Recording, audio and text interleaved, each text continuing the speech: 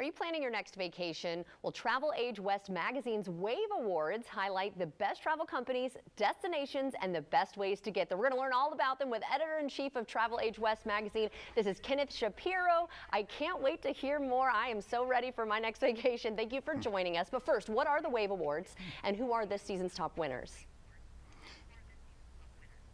Yeah, the Wave Awards are really like the Oscars of the travel industry.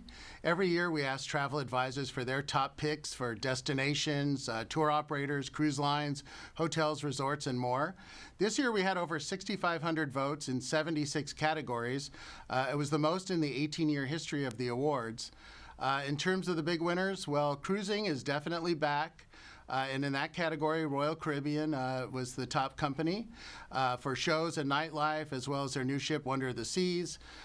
They just do a great job in general. Another big company this year was Viking, both ocean and river cruising. People love to do river cruising, get into the heart of Europe and see some of those charming small towns that are often overlooked. Oh, yes, that sounds good to me. Other than cruising, talk about some other travel trends out there, where people are headed, how they're getting there, of course, and where they're staying. Yeah, travel is booming. Once again, this is going to be a very busy summer. At the Wave Awards, the top U.S. destination was Hawaii, which obviously is very popular with travelers, with couples, with families, just in general. I think also this summer you're going to see people go back to some destinations that were maybe quiet during the pandemic, like Japan and Australia. But the big destinations this year are going to be in Europe. Once again, our travel favorites of Italy, France, and the UK. But also Ireland and Greece are going to be up there as well. In terms of where people are staying, the top all-inclusive company this year was Sandals, which does a great job for couples and groups. And in the U.S., Marriott was the top U.S. hotel brand. I've been on a Sandals trip. It was amazing. It was a long time ago, so thanks for reminding me we need another one of those trips. Now, touch on this, too. More people using travel advisors, more people buying travel insurance. Why is that?